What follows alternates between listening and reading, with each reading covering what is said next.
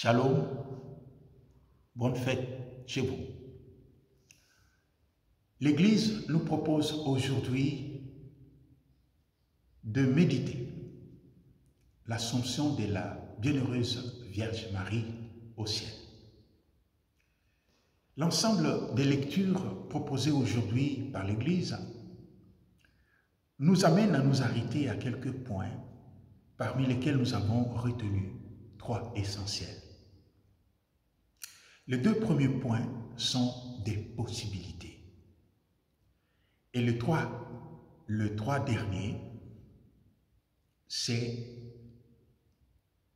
une invitation.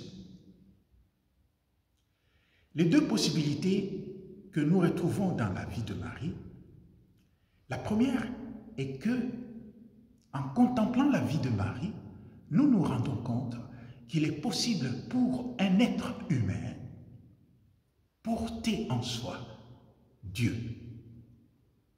Marie est devenue la mère des dieux. Marie a porté le Fils des dieux dans son sein. La chose n'était pas facile pour Marie elle-même. Rappelons-nous au début sa réaction devant l'ange qui lui proposait de devenir la mère des dieux. Mais après le pourparler avec l'ange, Marie dit un oui qui engage l'humanité aujourd'hui, un oui qui t'engage toi aussi. Donc Marie nous fait comprendre qu'il est possible pour un être humain porter Dieu dans son sein. Porter Dieu dans notre sein aujourd'hui signifie être homme de Dieu, être homme de justice, homme de paix, homme de vérité, homme d'amour, homme de miséricorde, homme de pardon, homme de bonté, homme de beauté. Cela, nous le pouvons dans notre vie. C'est comme dit Saint François, là où il y a la haine, que je mette l'amour. Là où il y a les discordes, que je mette justement les contraires.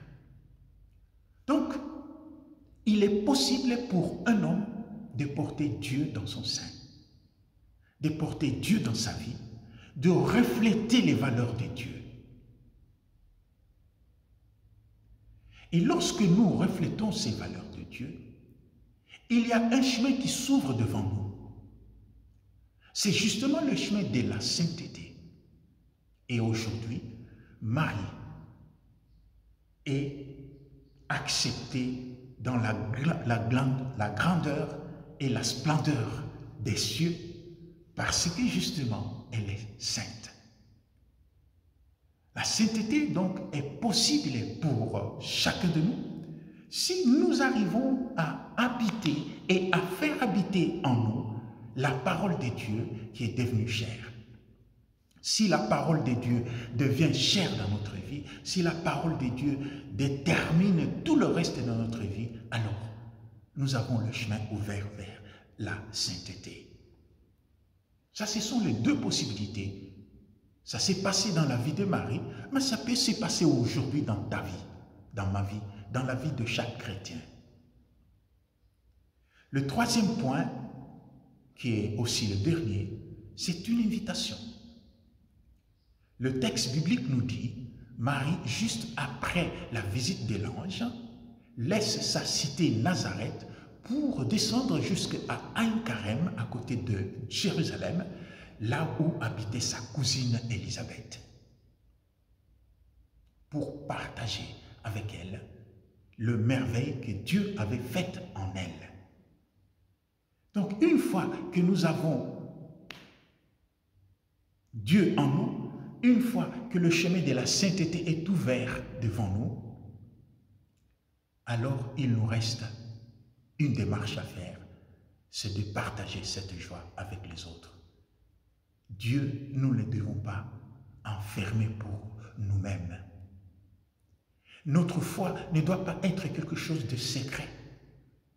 Notre foi doit être quelque chose que l'on peut témoigner au vu et aussi de tout le monde.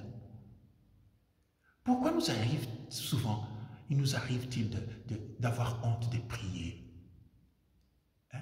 Aujourd'hui, nous aurons l'occasion de manger avec des amis à la maison ou dans la campagne, il fait beau temps.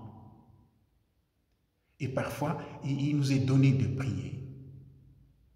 Et nous qui sommes chrétiens, sommes le premier à hésiter de prier. Pourquoi? Parce que quelque part, nous disons, nous croyons à notre façon. Nous avons notre façon de croire. Notre foi ne doit pas être quelque chose de caché. Notre foi doit être quelque chose que nous démontrons à la vue de tout le monde. Non pas pour démontrer notre orgueil, que nous sommes capables de croire ou nous sommes capables de réaliser ceci, mais seulement la foi ne peut pas être cachée. On n'allume pas une lampe pour la mettre sous la table. Donc, frères et sœurs, aujourd'hui, nous retenons ces 3 messages. La sainteté est possible pour toi et pour moi. Porter le Fils de Dieu en nous est possible pour toi et pour moi. Et une fois que nous portons le Fils de Dieu, une fois que nous marchons vers la sainteté, nous sommes invités à partager ces merveilles avec les autres. Marie l'a fait aujourd'hui. Il reste à nous de le réaliser aussi. Shalom et bonne fête de l'Assomption chez vous.